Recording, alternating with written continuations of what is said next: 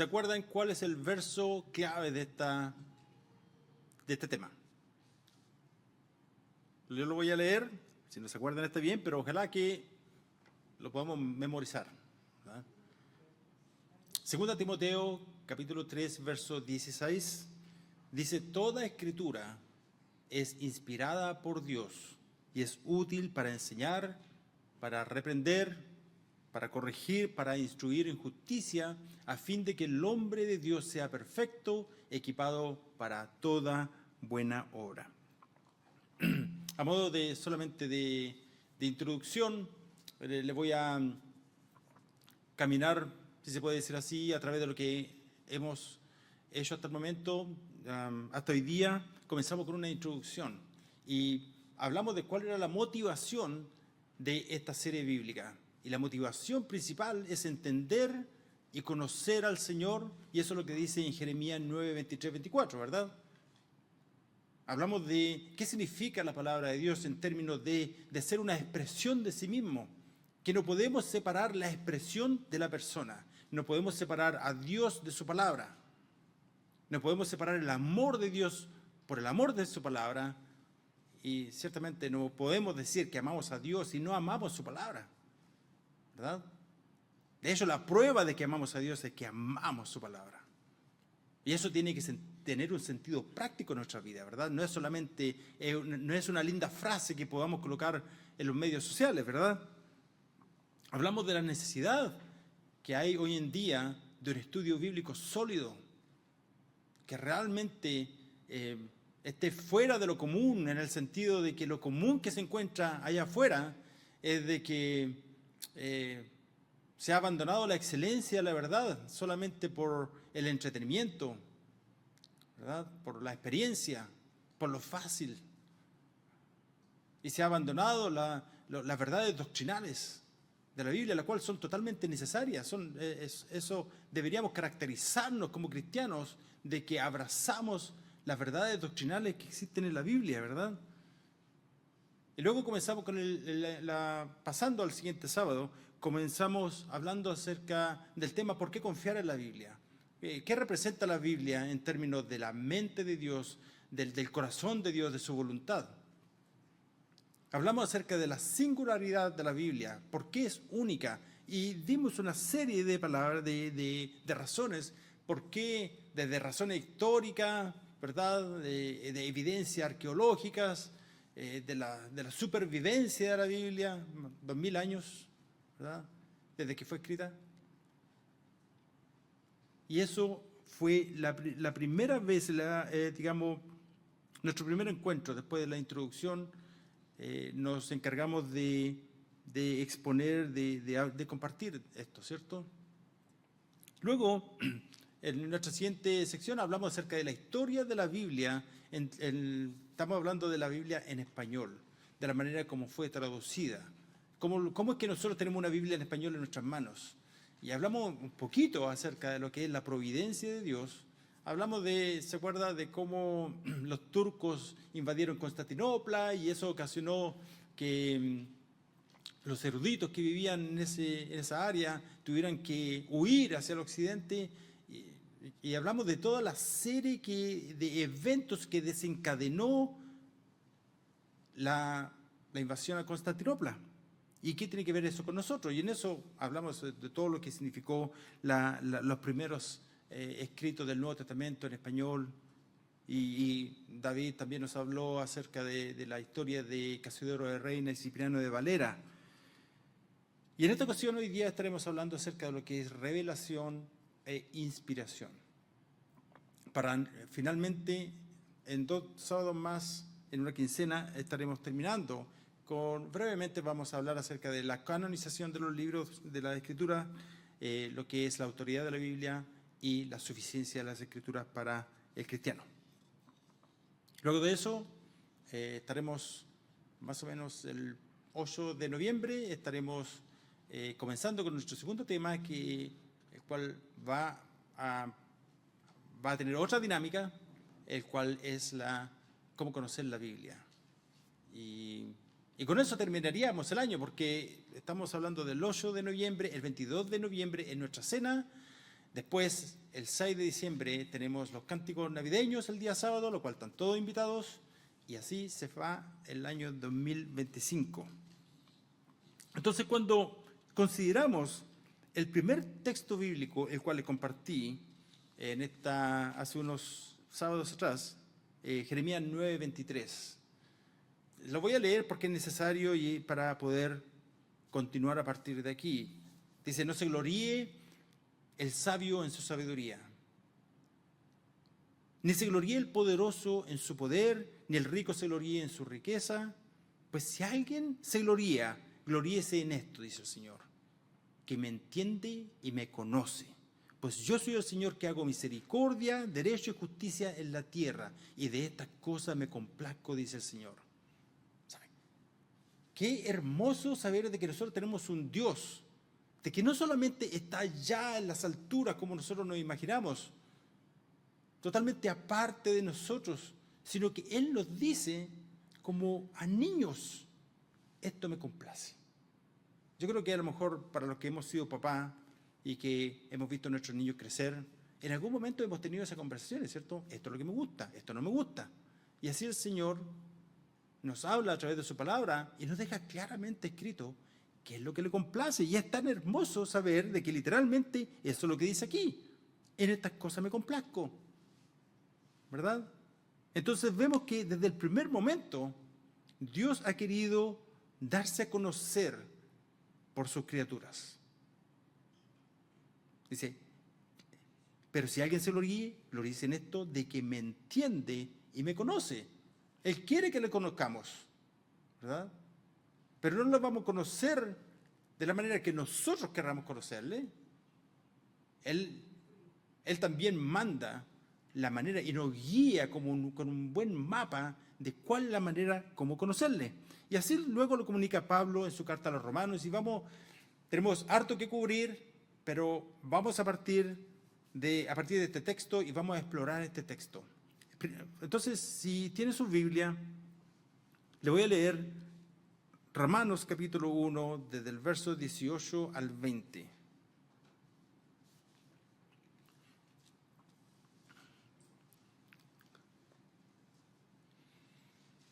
Romanos 1, desde el verso 18 al 20.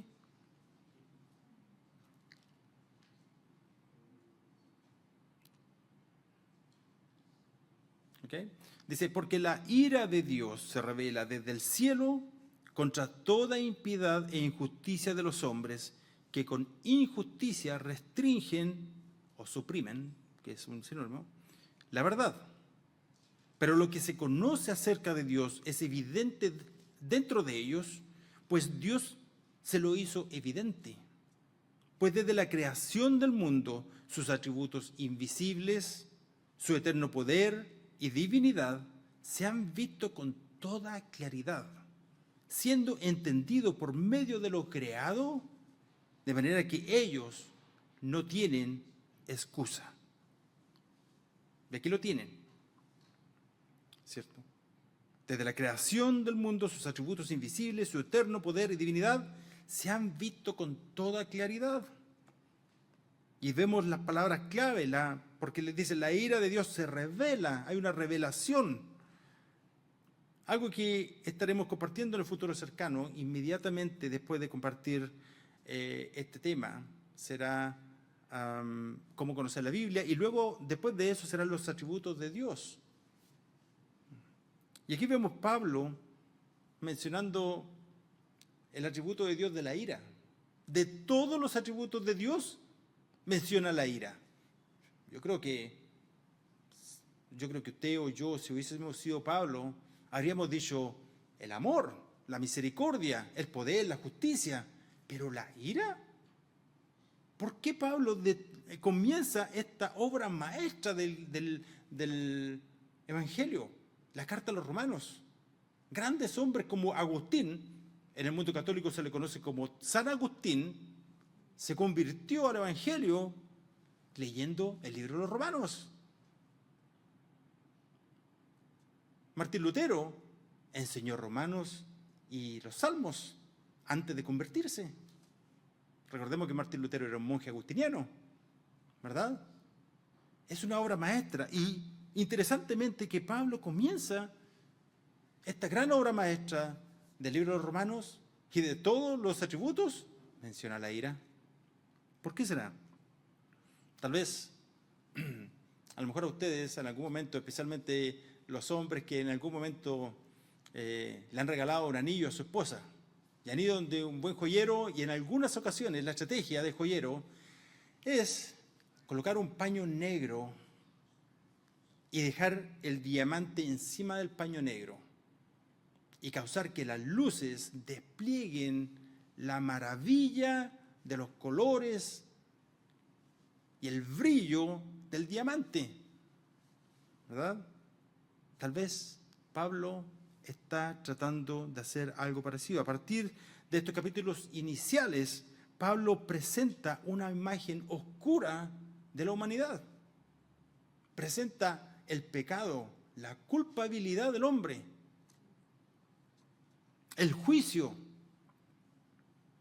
Presenta la ira de Dios, y todo en conjunto llega a ser ese trasfondo oscuro que causa que la joya del Evangelio brille en toda su plenitud.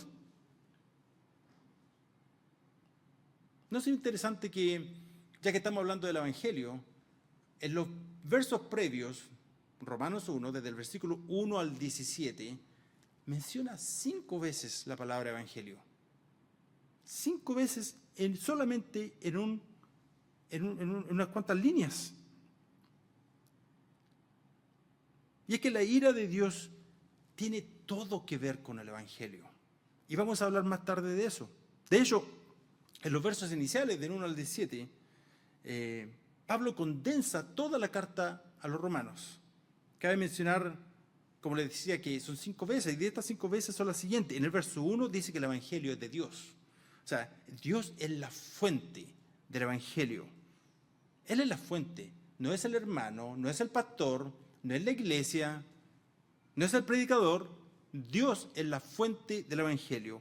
Luego en el verso 9 habla acerca de la predicación del Evangelio de su Hijo. En pocas palabras, el Hijo, Cristo, es la culminación del Evangelio. Todo es acerca de Él. Luego en el verso 15 habla del Evangelio que es para ser proclamado. En pocas palabras, no es una sugerencia, tampoco se trata de un cristiano incógnito, o como me ocurrió a mí una vez, estaba en el trabajo y me acabo de averiguar de que un compañero de trabajo, que lo conocía por años y años y años, era cristiano. Yo le pregunté, oye, pero ¿nunca te he escuchado compartir el Evangelio a nadie? Y dijo, no, es que yo quiero que las personas vean mi manera de vivir. Y de esa manera estoy diciendo que soy cristiano. Pero resulta que la Biblia dice que el Evangelio ha de ser proclamado, comunicado, lo cual es diferente. El verso 16 dice que el Evangelio es poder de Dios para salvación. Por lo tanto, no son solamente palabras, no es una filosofía, es un Evangelio de vida y de muerte. Y el verso 17 dice que en el Evangelio la justicia de Dios se revela por fe y para fe. En pocas palabras, el Evangelio se revela y si Dios no lo revela, nadie lo puede adivinar, nadie lo puede conocer, nadie lo puede entender. Así que luego, en el verso 18, el cual leímos hace un rato, comienza a desarrollar la sustancia del tema y comienza diciendo, porque la ira de Dios se revela desde el cielo contra toda impiedad e injusticia de los hombres. Luego comienza diciendo que Dios hizo evidente lo que se conoce de Dios. Dice, pero lo que se conoce acerca de Dios es evidente dentro de ellos, pues Dios se lo hizo evidente. Entonces Dios planeó darse a conocer por los hombres y lo hace a través de un proceso de comunicación. Y el primer paso en este proceso de comunicación es la revelación. Como le dije, estaremos hablando en esta ocasión acerca de la revelación y la inspiración. Y Dios revela la verdad al género humano. Conocemos a Dios porque Él decidió revelarse a sí mismo al hombre. y no hay otra manera de conocer a Dios. La palabra revelación viene de una palabra griega llamada apocalipsis, la cual significa descubrir, revelar o quitar un velo. Y probablemente ustedes recuerdan que suena muy parecido a la palabra Apocalipsis, que es el nombre del último libro del Nuevo Testamento, ¿verdad? Ambas palabras tienen la misma raíz. Así es que es Dios quien revela la verdad al hombre. Esta es una verdad que no podría saberse de ningún otro modo. El pináculo de esta revelación es la persona de Jesucristo. Juan, el Evangelio de Juan, capítulo 1, verso 14, dice: el Verbo se hizo carne y habitó entre nosotros. Cuando dice el Verbo, está hablando de Cristo, que es la segunda persona de la Trinidad. Por lo tanto, Jesús no comenzó a existir en Belén, ya lo hemos repetido esto, ¿cierto? Él existió desde la eternidad pasada, siempre ha existido, es eterno, coexistente con el Padre y el Espíritu Santo. Y dice, el Verbo se hizo carne y habitó entre nosotros. Luego, más tarde, en el verso 18, dice, nadie ha visto jamás a Dios, el unigénito de Dios que está en el seno del Padre, Él lo ha dado a conocer. Un verso más, Colosenses 1, del verso 13 al 15, dice, porque Él, está hablando de Dios el Padre, nos libró del dominio de las tinieblas y nos trasladó al reino de su Hijo amado, en quien tenemos redención, el perdón de los pecados. Él es la imagen del Dios invisible, el primogénito de toda creación. Jesús es el pináculo de la revelación. Y de hecho, ya que estamos hablando de que Él es el primogénito y Él es la imagen del Dios invisible, en una ocasión a Felipe le dice al Señor Jesús, muéstranos al Padre y nos basta. Y miren lo que le respondió Jesús, dice, ¿tanto tiempo que he estado con ustedes y todavía no me conoce, Felipe? El que me ha visto a mí, ha visto al Padre. Yo creo que Felipe debe haber quedado como, tremenda declaración. ¿Alguna pregunta? Si es que alguien tiene pregunta. Si usted no pregunta, yo pregunto. Bueno, ya que están tímidos, dice el verso anterior, dice que Él es el primogénito de toda creación. Eso es lo que dice en Colosenses. ¿Qué es un primogénito?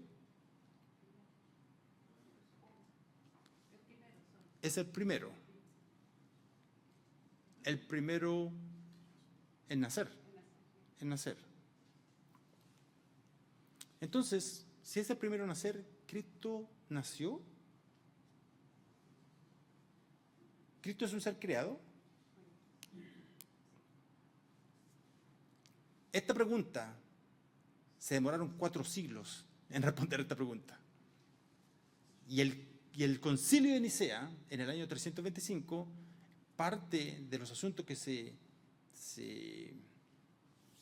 se aclararon en ese concilio fue para resolver este asunto de que había un predicador, se llama Arrio, y él comenzó a predicar de que Cristo era un ser creado, muy probablemente relacionado a este verso,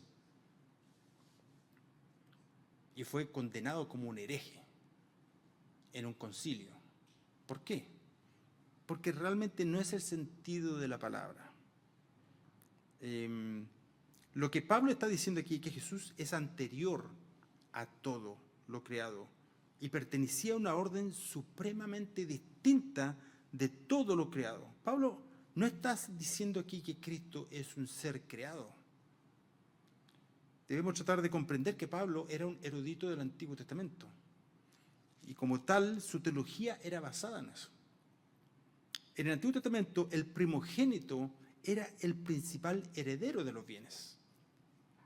Al ser usado para Cristo, el término primogénito le atribuye supremacía, honor y dignidad. Pero Cristo es coexistencial con el Padre, por lo tanto no tiene comienzo. Es otra cosa que Él se hizo carne, pero Cristo siempre ha existido, aún antes de la fundación del mundo. De hecho, Él es el alfa y el omega, el principio y el fin, ¿verdad? Dice en una parte de la Biblia, ¿verdad? Está claro que Cristo es la máxima revelación de Dios al hombre, porque Cristo es Dios hecho carne. Nació en este mundo, tomó un cuerpo de carne y hueso, de modo que en verdad Él es el Dios hombre. Así que basado en lo anterior, vemos que la revelación se lleva a cabo en dos formas. Estas son la revelación general y la revelación especial. En la revelación general, Dios revela la verdad a través de la naturaleza o la creación, a través de la providencia, y aquí tenemos esta palabra interesante nuevamente, que hemos hablado de la providencia la vez pasada. Vamos a continuar hablando de la providencia, pero vamos a hablar con una mayor profundidad cuando lleguemos a los atributos de Dios. Y así que Dios se revela en manera general a través de la naturaleza, la providencia y de la conciencia humana. Todas estas verdades que son reveladas en revelaciones generales son verdades que se pueden entender y están disponibles a todos los hombres. No solamente a los cristianos, a toda la humanidad. Vamos a ver cómo.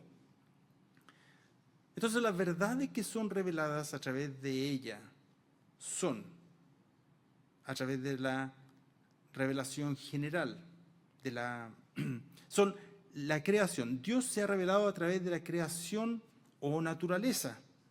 Así que volvamos a leer el texto nuevamente para que vayamos viendo de qué se trata.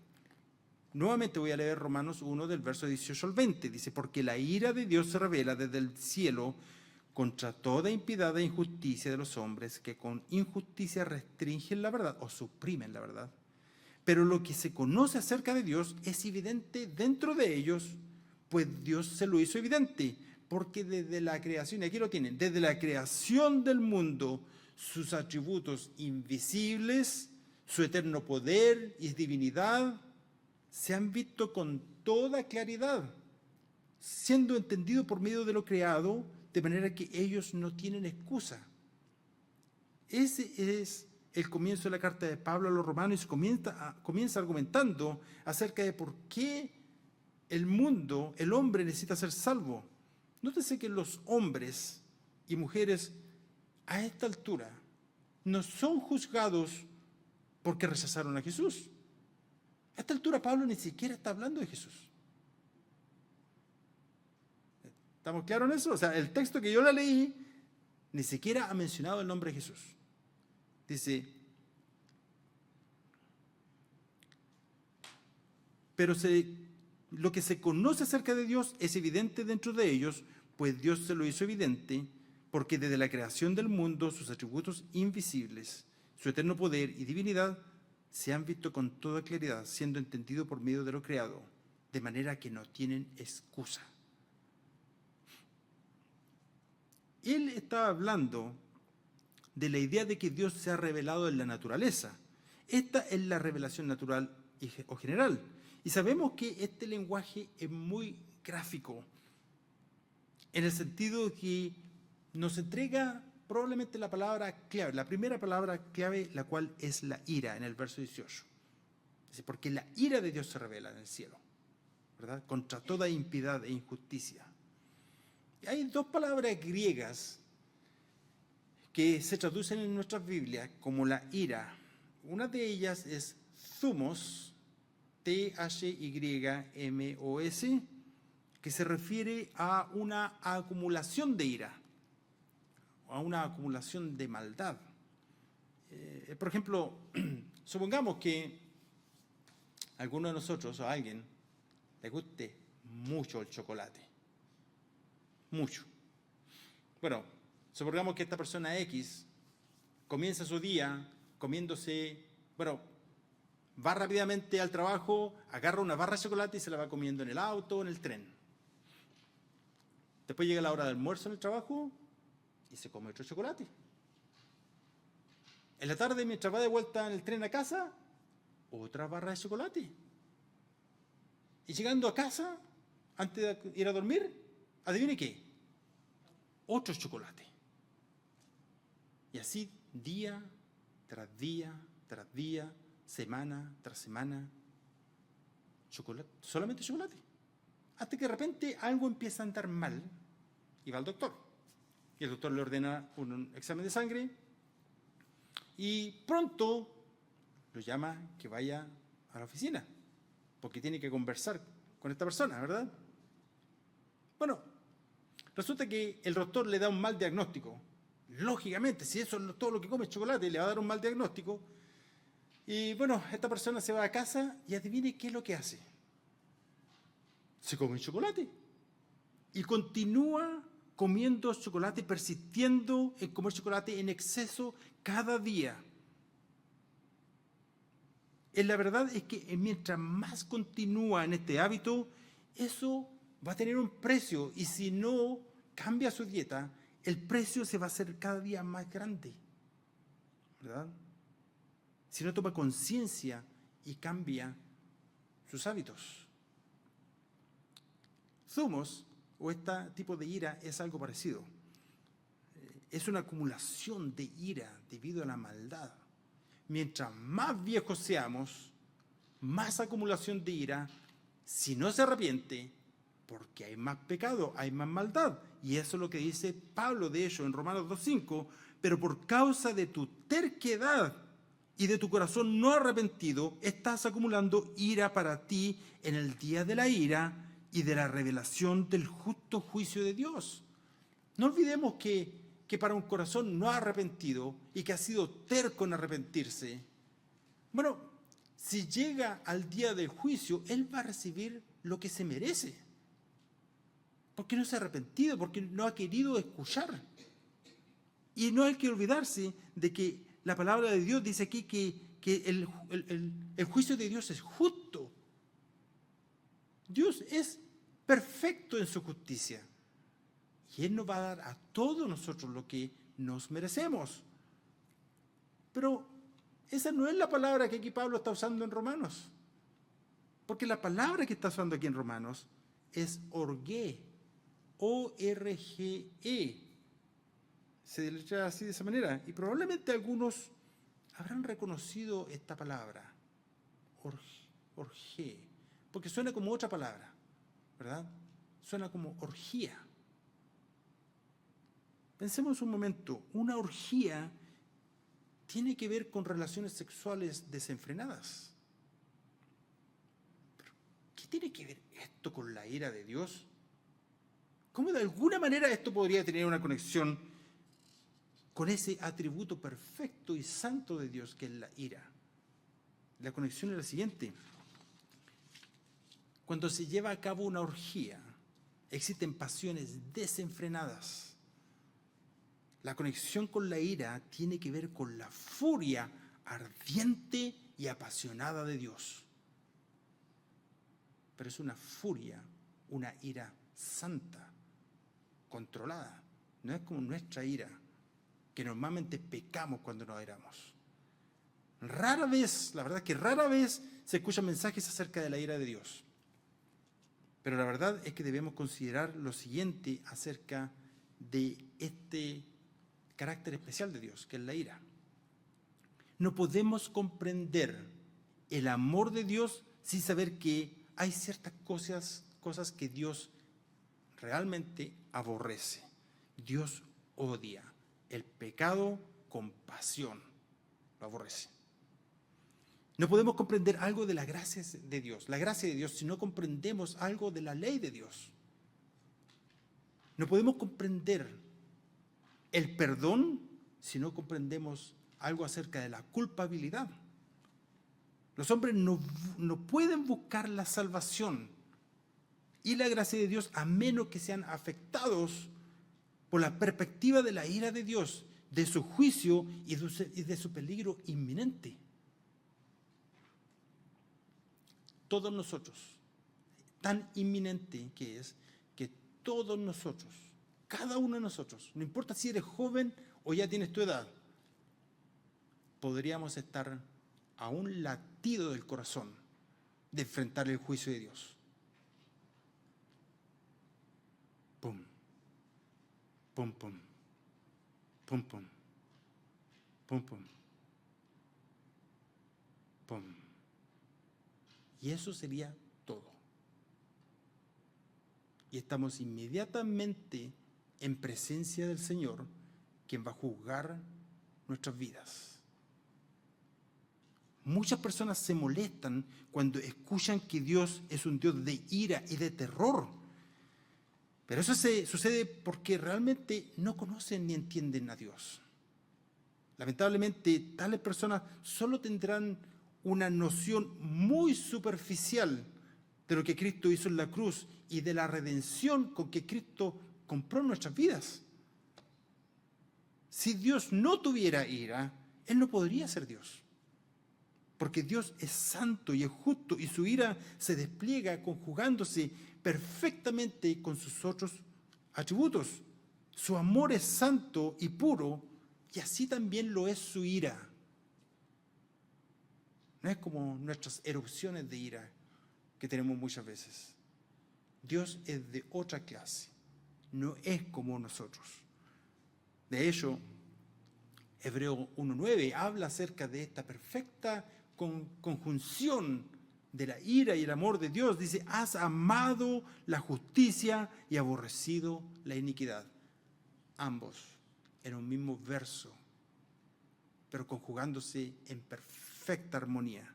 El amor de Dios nunca va a tener significado si es que Él no odia algo.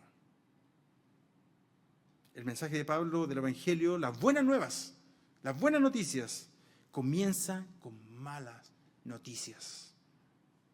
Es como por ejemplo, le voy a dar una ilustración.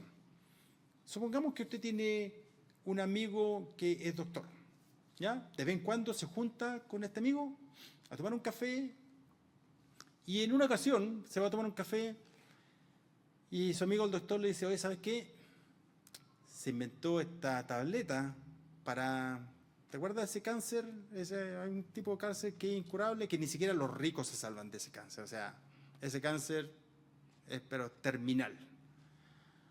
Y usted que es amigo del doctor le dice, ok, está bien. O sea, qué bueno que se haya inventado esa tableta, ¿verdad? Bueno, es otra cosa diferente. Si es que mi amigo el doctor me llama en uno de esos chequeos regulares que uno se hace una vez al año y de repente me llama el doctor a su oficina y me dice, tengo que hablar contigo. Y uno va y le dice el doctor, ¿sabes qué? ¿Te acuerdas de ese examen de sangre que te hiciste hace poco? Bueno, lo siento, pero te tengo que decir de que tiene este cáncer terminal. Amigo, te quedan 3 meses. ¿Qué? ¿Cuánto dijiste? 3 meses. Se va para la casa y empieza a andar, a pensar en las cosas que son importantes en la vida, ¿verdad? 3 meses. Pero resulta que pasó un mes y el amigo del doctor lo llama y le dice, necesito que vengas. Ya, ¿a qué hora? Ya, estoy allá. Y va al doctor y el doctor, su amigo, le dice, ¿te acuerdas que te diagnostiqué con ese cáncer? Sí. Inventaron esta tableta. Y ahora con esta tableta está probado de que tú pronto ya vas a estar bien. Agarra otra perspectiva, ¿cierto? Agarra otra perspectiva cuando te dan una buena noticia después de la mala noticia. Tiene otro significado totalmente diferente. Muchas iglesias hoy en día se dedican a dar solamente la buena noticia de que Jesús te va a dar prosperidad, de que Jesús te va a dar bendición, todos tus sueños te los va a hacer realidad. Y la mayoría de las personas dicen, ok, tal como en la primera situación, ¿verdad? Le dijo, se inventó una tableta y dijo, ok. Pero es otra perspectiva cuando te dan la mala noticia. Y Pablo se encarga de darte la mala noticia. Dice, porque la ira de Dios se revela desde el cielo contra toda impiedad e injusticia de los hombres. Y Pablo invierte los primeros, por lo menos 3 capítulos, en deletrear malas noticias. Las buenas noticias jamás van a tener ningún sentido si es que usted no conoce las malas noticias. La buena noticia es que es lo que Él hizo para perdonar y salvar al pecador. Las buenas noticias son las noticias de la redención, de que Cristo fue al Calvario a dar su sangre. De modo que la idea de la ira de Dios tampoco no es exclusiva del Antiguo Testamento, como algunos pueden haber escuchado. A lo mejor tal vez hemos estado en otra iglesia donde cuando se habla de la ira de Dios se habla solamente del Antiguo Testamento. Aquí tenemos el amado Evangelio de Juan, ¿verdad? El cual contiene uno de esos versos más conocidos por todo el mundo. Juan 3:16, porque de tal manera que amó Dios al mundo, que ha dado a su Hijo unigénito, para que todo aquel que en Él crea no se pierda, mas tenga vida eterna. Pero, siguiendo ese capítulo, el último verso de ese capítulo, el verso 36, dice, el que cree en el Hijo tiene vida eterna, pero el que no obedece al Hijo no verá la vida, sino que la ira de Dios permanece sobre él. No es un asunto solamente del Antiguo Testamento, porque Dios no cambia. Y ese es otro de los atributos que estaremos viendo en el tema número 3, de los atributos de Dios. Dios es inmutable, Dios no cambia. En otras palabras, Dios está ardiendo de furia, que eso es lo que estábamos hablando acerca de que el significado de esta palabra ira. Y así como Pablo comienza esta carta, Pablo no pudo escoger otra palabra más descriptiva que esta. Sin embargo, esta ira no está contaminada como nuestra ira, lo acabamos de mencionar, sino que esa ira es santa y totalmente controlada. Esa es la palabra que más o menos se usa aquí. Pero luego él da la razón. Y la razón no es porque ellos rechazaron la palabra de Dios. Vuelvo a insistir, la razón es la impiedad y la injusticia de los hombres que detienen o suprimen la verdad. Ahora, la impiedad habla acerca de esa relación rota en el sentido vertical entre usted y yo y Dios, ¿verdad? Por razón por la cual en otros pasajes de la Biblia habla de los impíos. El libro de Judas, en los versos 14 y 15, Judas tiene solamente un capítulo, pero el verso 14 y 15 dice, el Señor vino con muchos millares de sus santos para ejecutar juicios sobre todos y para condenar a todos los impíos de todas sus obras de impiedad que han hecho impíamente y de todas las cosas ofensivas que pecadores impíos dijeron contra Él, contra Dios. Impío, impíamente, impío. Todo tiene que ver, esa palabra tiene que ver con esa relación rota que la humanidad tiene contra Dios. Por otro lado, la injusticia que habla Pablo, aquí se refiere a las injusticias en el sentido horizontal, en nuestras malas obras con que hemos ofendido y hemos perjudicado a nuestro prójimo. Ahora, ¿de qué verdad estamos hablando? A estas alturas Pablo no está hablando de la Biblia, él está hablando de aquello que es conocido por el hombre. Es evidente que el mundo y la perfección de la naturaleza, como la conocemos, no se hicieron solas. Para eso tú no necesitas leer la Biblia ni conocer nada de la Biblia para saber de que la naturaleza y la perfección de la naturaleza fue hecha por un arquitecto, fue hecha por alguien inteligente y lo hizo perfectamente. Y dice este pasaje en Romanos, dice, porque en lo que se conoce de Dios es evidente en ellos. Es evidente. A medida que pasa el tiempo, nos vamos colocando más viejos, empezamos a darnos cuenta que hay algunos órganos que ya no comienzan a andar bien, ¿cierto? Pero nosotros estamos conscientes de que el cuerpo humano, hecho originalmente, es perfecto. Eso es evidente, porque lo que se conoce de Dios es evidente en ellos. Ahora, Pablo está hablando aquí de la presencia también de una ley moral, que es un sinónimo de los 10 mandamientos.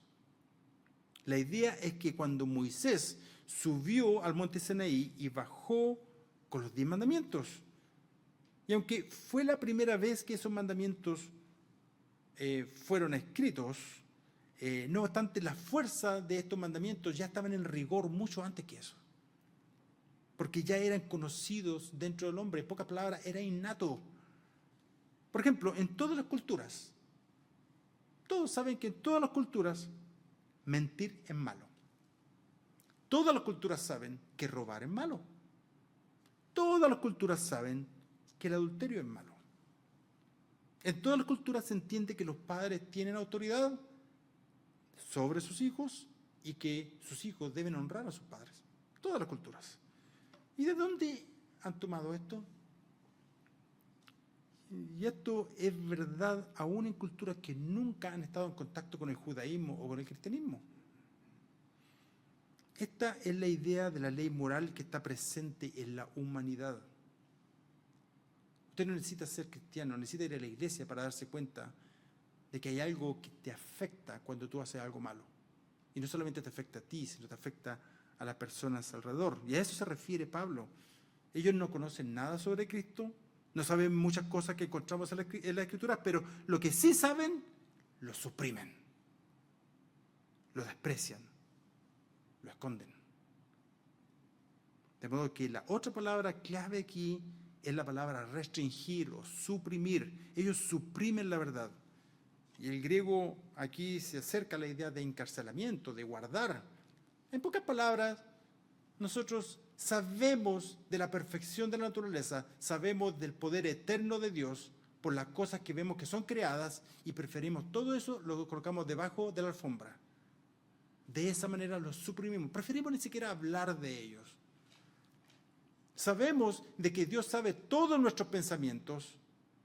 Sabemos de las cosas que muchas veces estamos tramando en nuestras cabezas, ¿verdad? Sabemos qué hay detrás de esas miradas en el supermercado, o en el shopping, o en la playa. Dios sabe esos pensamientos. Y nos da terror saber de que Dios lo sabe, que sabe nuestros pensamientos.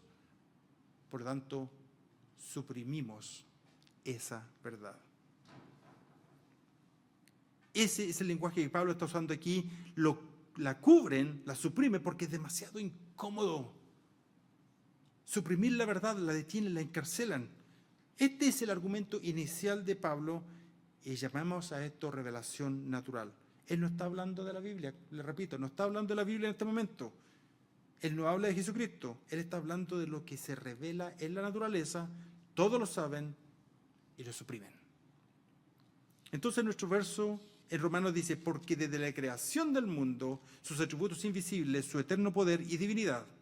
Entonces, ya que está hablando de la creación del mundo, vamos a Génesis 1:1. En el principio, Dios creó los cielos y la tierra. Eso dice Génesis 1:1. De acuerdo a este verso, Dios se revela a todos los hombres a través de la creación.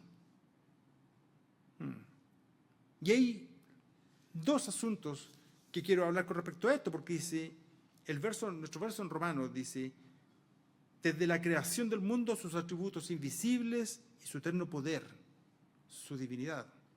Por lo tanto, hablemos un poquito de su eterno poder, del poder eterno de Dios. El poder es una realidad invisible. Sin embargo, el verso dice aquí que hay cosas invisibles acerca de él que pueden ser claramente vistas a través de la creación. O sea, realmente habría que ser ciego para no darse cuenta del poder de Dios en una erupción de un volcán, en un terremoto. Si alguna vez alguien ha estado en el medio del mar y ver esas tremendas montañas, esas olas, no es muy difícil darse cuenta de que hay un Dios todopoderoso. Hay muchas demostraciones del poder de la naturaleza y son evidencia del poder de Dios. Déjeme darle solamente una para que tenga una perspectiva de que Dios no es como cuando uno habla con otra persona. Dios es Dios, es todopoderoso. Pensemos por un momento, toda la energía que la Tierra, el planeta completo, toda la energía que consume en un año. Imagínense, harto, ¿cierto? Bueno, el Sol genera esa energía en un segundo. Pero no solamente eso. En un segundo genera toda la energía que consume el planeta multiplicado por 650.000 veces. O sea que en pocas palabras, el Sol en un segundo genera suficiente energía para que el planeta Tierra tenga suficiente energía por 650.000 años. El Sol lo creó Dios en un sistema, en una galaxia, ¿verdad? Donde tenemos otros planetas orbitando alrededor del Sol, ¿verdad? Y cuando uno considera el poder de Dios, con alguna foto a lo mejor que ustedes han visto por ahí, nuestro sistema orbital galáctico es una pequeña nube así que se ve en medio de todo el universo. Es como algo así, un terroncito chiquitito de arena. Y Dios creó el universo. ¿Se pueden imaginar? Y eso no deberíamos ser reverentes con respecto a Dios, de que Él tiene el poder. Nuestra vida es como una sombra, es como un suspiro. Y Dios en un momento puede hacer de que tu vida tenga su último latido. Somos solamente como una sombra, ¿verdad? Entonces dice su eterno poder y divinidad. Pensemos en la divinidad o la Trinidad de Dios. El Dios de la Biblia es un Dios trino, un Dios existiendo en tres personas, Padre, Hijo y Espíritu Santo. Estos tres son Dios. Ese es un concepto, yo sé que es un poquito difícil de poder entender. De hecho, frecuentemente muchas de las ilustraciones a veces caen en ciertos errores. Pero Dios nos dio la mejor ilustración de todas, en mi opinión, a través de la creación. Porque cuando consideramos lo que Dios creó, vemos allí mismo una demostración de la Trinidad. En la eternidad pasada solamente existía Dios. Él no necesitaba nada creado para existir, era totalmente autosuficiente. Pero cuando Dios creó, esencialmente creó tres cosas. Lo primero que creó fue el tiempo. ¿Cierto? ¿Cómo comenzó la Biblia?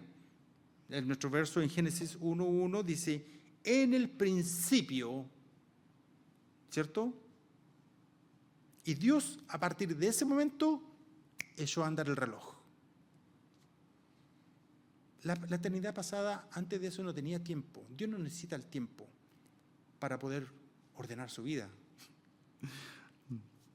Pero las personas sí, de hecho, nosotros no nos podríamos imaginar nuestras vidas sin un reloj, sin el tiempo. El tiempo gobierna cada aspecto de nuestras vidas, ¿verdad? Lo siguiente que Dios creó fue el espacio. Bueno, ¿qué dice a continuación? Dice, en el principio Dios creó los cielos.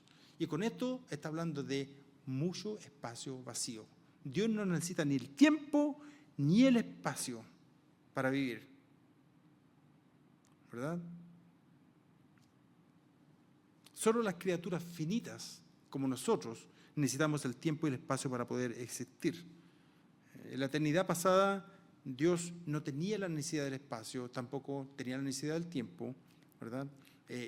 Todo esto, Dios sabe que Dios no se sentía incompleto antes de crear la humanidad. Dios no se sentía solo, como dicen algunas canciones. Qué ridículo, hermano. O sea, disculpe, pero qué ridículo. Dios no se sentía solo ni incompleto antes de crear el universo y antes de crear la humanidad. Era completamente autosuficiente y feliz en una relación íntegra y completa con el Espíritu Santo y Jesucristo. Bueno, lo siguiente que creó fue la materia. ¿Qué más dice el verso 1? Dice, en el principio Dios creó los cielos y la tierra. Es decir, Él creó los átomos que componen el universo. Todo esto constituye el universo que Dios creó. Así que cuando consideramos lo que Dios creó, vemos una demostración ahí mismo de la Trinidad. Tiempo, espacio, materia. Pero cada uno de estos elementos, cada uno es una Trinidad en sí misma. Pensemos en el tiempo. Pasado, presente y futuro, ¿verdad? No puedes tener tiempo si eliminamos cualquiera de esos, ¿no? Del mismo modo, el Dios de la Biblia no puede ser Dios si no está el Espíritu Santo. Se quita el Espíritu Santo, se quita a Cristo, no puede ser Dios. Por lo tanto, ahí tenemos, en el tiempo, tenemos una Trinidad en sí misma. Luego tenemos el espacio definido, el largo, ancho y alto. En la ciencia geométrica eso se le llama volumen, ¿verdad? Y si tú quitas uno de esos, ya no tienes un espacio en 3 dimensiones y la vida difícilmente podría existir de la manera como la conocemos si no tienes un espacio de 3 dimensiones. La vida difícilmente podría existir en 2 dimensiones. Y luego, por último, tenemos la materia. Los estados físicos son sólido, líquido y gaseoso, y la materia en sí misma es una trinidad de estados. Entonces, cuando pensamos en la revelación general, tenemos la creación, ¿verdad? Lo dijimos. Y luego tenemos la providencia. Dios se ha revelado además a través de los eventos en la historia, lo que normalmente llamamos providencia. Aquí, esta palabra que hemos estado tocando varias veces, ¿verdad?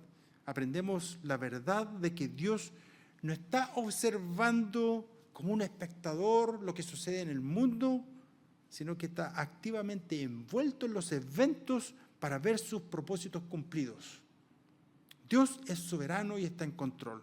Y no sé si te acuerdas, pero lo vimos, ¿verdad?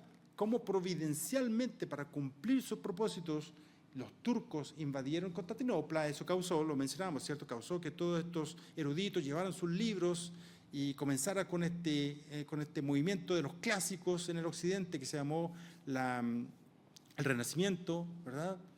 Pero eso no fue lo único que causó la Reforma Protestante, ¿verdad? Y el lema de la Reforma Protestante, de hecho, fue volviendo a las fuentes, porque volvieron a las fuentes del lenguaje, de los idiomas originales. No mucho más tarde tenemos a Johannes Gutenberg publicando un libro y empezando a partir de ahí la era de la imprenta. Dios soberano moviendo todas estas cosas para poder lograr su propósito. Solamente un par de décadas más tarde, Erasmo estaba publicando su primer Nuevo Testamento. Un año más tarde que eso, en el año 1517, Martín Lutero, el 31 de octubre, estaba clavando sus 95 tesis en la parroquia allá en Wittenberg. No mucho tiempo después andaban 2 millones de escritos de Lutero dando vueltas en Europa. Es la providencia de Dios. Lo vemos también en la vida de José. ¿Quién no se acuerda de José, el hijo de Jacob? Dios ya había profetizado a Abraham en Génesis 15 de que llevaría a su descendiente a un lugar fuera de su tierra, iban a estar por 400 años. Y mire, unos capítulos más adelante vemos a los hermanos de José vendiendo a José y se lo llevan a Egipto, y de ahí se desencadena toda la historia de Israel en Egipto y luego la liberación por parte de Moisés. Hay mucho que hablar acerca de la providencia de Dios, muchísimo que hablar, pero lo vamos a dejar para después, para cuando abordemos este tema en los atributos de Dios. Y finalmente, vemos también la revelación general a través de la conciencia humana. En Romanos 2, 14 y 15 dice que Dios escribió su ley en los corazones de todos los hombres, dice, porque cuando los gentiles que no conocen, que no tienen la ley, ahora, ¿alguien me puede decir qué es un gentil? Cuando la Biblia habla de los gentiles, ¿Quién sabe qué es un gentil?